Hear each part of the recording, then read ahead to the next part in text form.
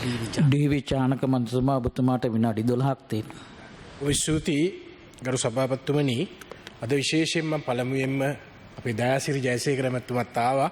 සුගත් මන්ත්‍රීතුමා කතාවත් මම අහගෙන හිටියා. යම් චෝදනා එල්ලුණා. ඒ වගේම මම ඒ සුගත් මන්ත්‍රීතුමාට තව ඉල්ලීමක් කරනවා. ඔබතුමාව අවභාවිතා කරන්න දෙන්නත් එපා. මොකද මම දැක්කා මම එතුමට ගිහිල්ලා පෞද්ගලිකව පෙරීදත් ගිහිල්ලා කතා කරා සමාජ මාධ්‍යයේ මාලිමාවේ පේජස් හරහා දාලා තියෙනවා එතුමගේ ෆොටෝ එකයි මගේ ෆොටෝ එකයි දාලා ඩීවී චානක මන්ත්‍රීතුමා පාර්ලිමේන්තුවේදී සුගත් මන්ත්‍රීවරයාට වාහනයක් ලබා දීමට විරුද්ධ වෙයි. එතුමට වාහනයක් දීපු එක වැරදි.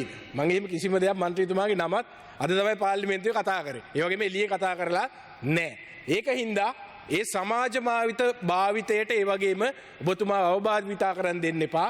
මේ මාලිමාවේ කරපු හොඳ වැඩවලින් එකක් මම විශ්වාස කරනවා අපේ රටේ සාධාරණ නියෝජනයක් එතුමටත් ලැබිය යුතුයි. ඒ වගේම අපේ රටේ ඉන්න සියලුම ආබාධිත සියලුම දෙනා වෙනුවෙන් එතුමට පෙනී හිටින්න ශක්තියද ලැබෙන්න කියලා ප්‍රාර්ථනා කරන ගම අපේ පූර්ණ සහයෝගය එතුමට අනිවාර්යෙන් ලබා දෙන්න. ඒ වගේම තමයි අපේ වසන්ත ඇමතුමා ඉන්නවා.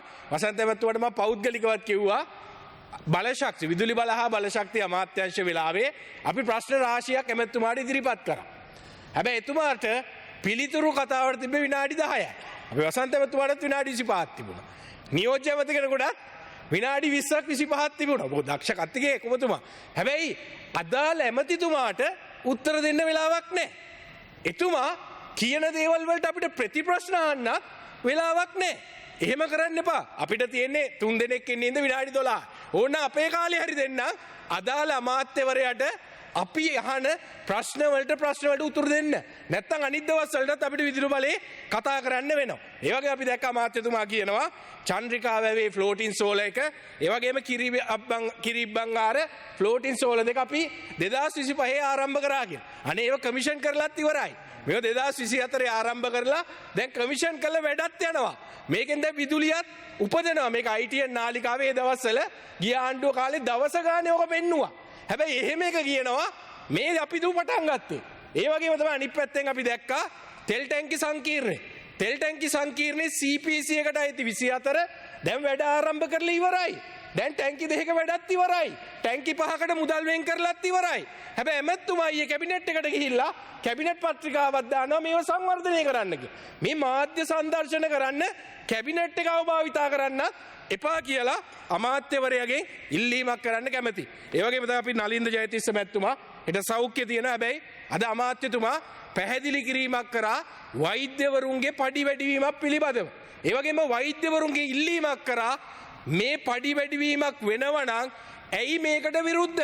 ඇයි මේම ස්ට්‍රයික් කරන්නේ? මේ දේ කරන්න එපා කියලා. හැබැයි අපි හැමදාම ඉන්නේ ජනතාවගේ පැත්තේ. අපි විපක්ෂයේ වශයෙන් කිසිම ස්ට්‍රයික් එකකට සහයෝගය ලබා දෙන්නේ නැහැ. එදා තෙල්පිරුම් හිමියන් ස්ට්‍රයික් කරපු වෙලාවෙත් මම පාර්ලිමේන්තුවේ කතා කරේ රටේ ජනතාවගේ පැත්තේ ඉඳගෙන. අද වෛද්‍යවරු ස්ට්‍රයික් කරත් ඒකෙන් පරිහානියට එහෙම නැත්නම් ජනතාවට තමයි ප්‍රශ්න වෙන්නේ. රෝගීන්ට තමයි ප්‍රශ්න වෙන්නේ. හැබැයි ඔවුන්ගේ ස්ට්‍රයික් කිරීමේ අයිතියට අපිට බාධා කරන්නත් බෑ. ඒකින්ද අමාත්‍යවරයා ආණ්ඩුව මැදිහත් වෙලා ඒ ප්‍රශ්න විසඳන්න ඕන. ඒ වගේම තමයි මේ පඩි වැඩි කිරීම. ඔය වෛද්‍ය නිලධාරීන්ගේ සංගමය කොයි වෙලාවකවත් කියලා නෑ පඩි වැඩි වෙලා නෑ කියලා. එතුමල්ලා අපේ පක්ෂෙත් හමු වුණා. හමු වෙච්ච වෙලාවේ එතුමල්ලා කතාව පටන් ගත්තෙම මූලික පඩිය බේසික් එක වැඩි කරපු එකට අපි ආණ්ඩුවට ස්තුතිවන්ත වෙනවා. එහෙම තමයි එතුමල්ලා කතාව පටන් ගත්තේ. ඒ පටන්ගෙන ඔවුන්ට වෙලා තියෙන අසාධාරණයක් කියනවා. මොකද්ද මේ අසාධාරණය? මේක මුදල්මය අසාධාරණයක් නෙවෙයි. පූර්ණ කාලීන අනාගතයටත් බලපාන මෙතුමල්ලගේ මේ රැකියාවේ මේ පඩිය ස්ට්‍රක්චර් එකේ ප්‍රශ්නයක් කියන්නේ. මේ පඩිය හදන ක්‍රමවේදයක් තියෙනවා. ඊයේ මම අහගෙන හිටිය වසන්ත ඇමතුමා කියනවා 30න් එකක් දෙන එක ඉරිද දවසේයි නිවාඩු දවසේයි වැඩ කරොත් ඒක සාධාරණයි කියලා. මම දැක්ක ඔබතුමා කියද්දි මමත් ඉස්සරහා හිටියා. ඒයි කොහොමද ඒක සාධාරණ වෙන්නේ? ලංකාවේ මොන රාජ්‍ය ආයතනයේද තම අමතර වැඩ කරනවා නම් OT එකට සමානයිනේ. ඉරිද දිනේ වැඩ කරනවා නම් ඔබතුමා කතා කරා. වසන්ත සමරසිංහ වසන්ත ඇමතුමාට අවස්ථාව. ඔබතුමා අහන ප්‍රශ්නයන් සාමාන්‍යයෙන් මාසික පඩිය කියලා කියන්නේ දින 30ක පඩියකට. මාසික පඩිය කියලා කියන්නේ. දින 30න් තමයි පඩියේ සාමාන්‍ය දිනයක වටිනාකම හොයන මන්ත්‍රීතුමා. ඒක තමයි 30න් අපි බෙදලා තියෙන්නේ. ගරු ඇමතුමනි ඒකට මම කියපු කාරණය 30න් එකක් බෙදුවොත් ඒක තවත් සාමාන්‍ය දවසක් වෙනවා. මේක අමතර වැඩක්. ඒ කියන්නේ මේක දැන් Tamanට තියෙන දවස් ටිකෙත් වැඩ කරලා ඉරිදා දවසෙත් වැඩ කරනවා නම් පෝය දවසෙත් වැඩ කරනවා නම් Tamanගේ පවුලත් එක්ක Tamanගේ ළමයිත් එක්ක ඉන්න කාලය කැප කරලා එහෙම නැත්නම් Tamanගේ PP එකක් කරන්න Tamanගේ ප්‍රයිවට් ප්‍රැක්ටිස් එකක් කරන්න අවස්ථාව කැප කරනවා නම් ඒක තවත් සාමාන්‍ය දවසක් නෙවෙයි. මුතුම පෙට්‍රෝලියම් එකේ ගිහිල්ලා ආන්නකො මං හිටියා පෙට්‍රෝලියම් එකේ. සාමාන්‍ය ඉරිදා වැඩ කරනවා නම් 100ට 150ක් ගෙවනවා. 100ට 150ක් ගෙවනවා. මේ අතිකාල නෙවෙයි. අතිකාල දෙන්නේ නැහැ ඉරිදා දවසට.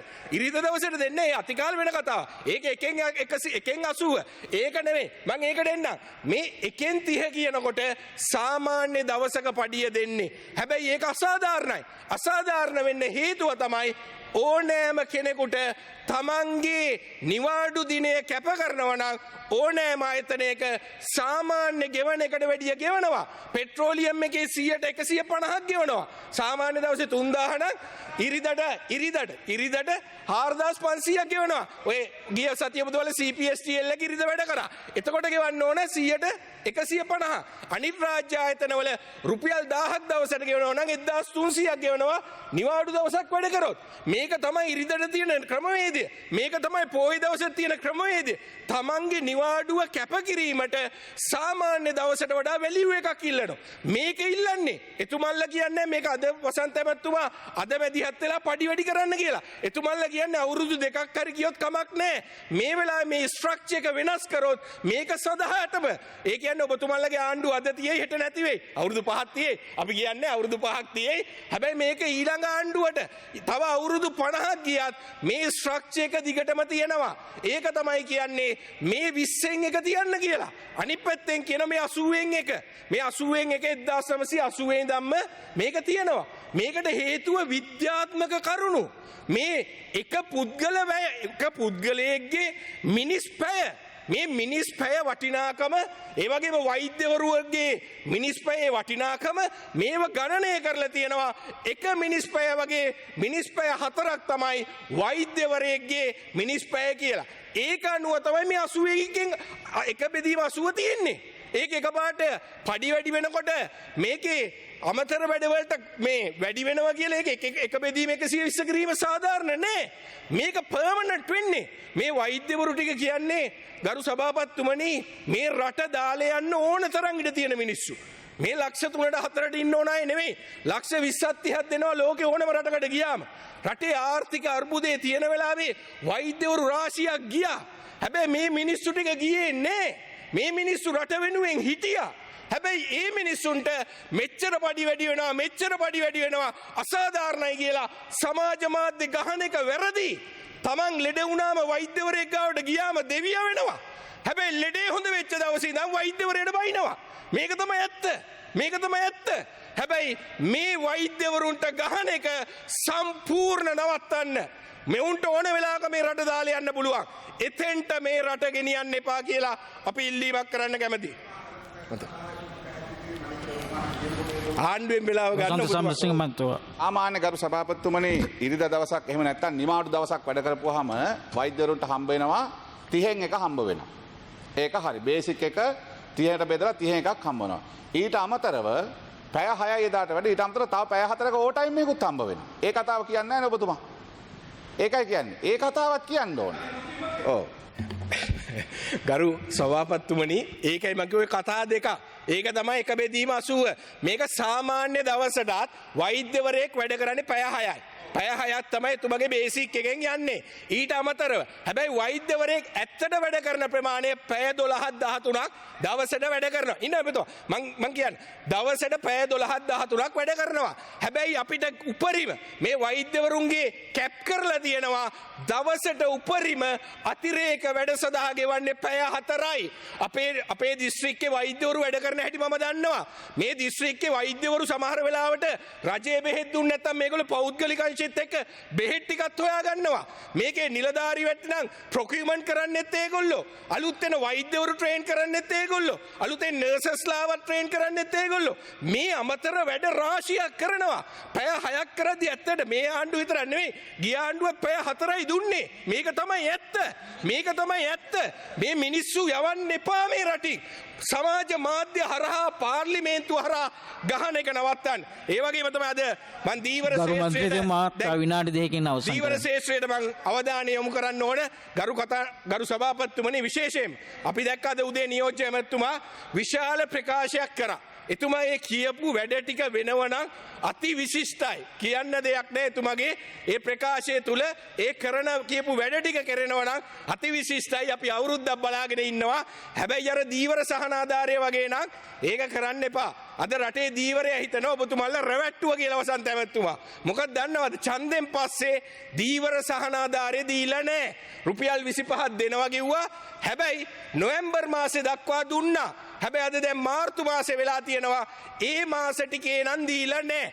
ඒකෙන් රවට්ටන්න හොඳ මිනිස්සු නෙවෙයි දීවරයෝ. ඒකෙන් මේ දීවර සහනාධාරය අපි දැක්කා. අයවැය මුදල් වෙන් කරලා තියෙනවා. වෙලාවට දෙන්න ඇමතුමා. මේක දෙන එක ඡන්ද කාලේ දුන්නේ වෙලාවටනේ. ඔක්තෝබර් මාසේ ටික ඔක්තෝබර් මාසේ ඡන්දේ වෙලාවට දුන්නා. නොවැම්බර් මාසේ ටික ඡන්ද වෙලාවට දුන්නා. ඒ වගේම මේ වෙලාවෙත් මාස 3-4 මේ දීවර සහනාධාරය පහු කරන්න එපා. මොකද සමහර බෝට්ටුත් එතකොට 20 පාරක් 30 පාරක් ගිහිල්ලා ඉවරයි. මම වගකීමෙන් කියන්නේ මොකද මම කුඩාවැල්ල ඔය දිගටම කුඩාවැල්ල ඉඳන් කිරින්ද දක්වා ඔය දිගටම දීවර වරායල් වලින් මේවට ලැබුණාද කියලා. අද උදේ මම දැක්කා දිලිප් වෙදාරච්චි ඇමතුමා එතුමගේ බෝට්ටු තුනට හම්බුනේ නෑ කිව්වා. ඒකෙන් මං ඉල්ලීමක් කරනවා දීවරයන් වෙනුවෙන් ඔබතුමාලා මේ ගෙනාපු යෝජනා ඉස්සරහට ගෙනියන්න. ඇමතුමනි අපි සුබ බදනවා. අපේ උපරිම සහයෝගය ලබා දෙනවා ඔබතුමාලගේ වැඩපිළිවෙලට. ඒ කියපු වැඩපිළිවෙල ඉස්සරහට කරගෙන යන්න කියලා ඉල්ලීම කරනවා. බොහොම ස්තුතියි.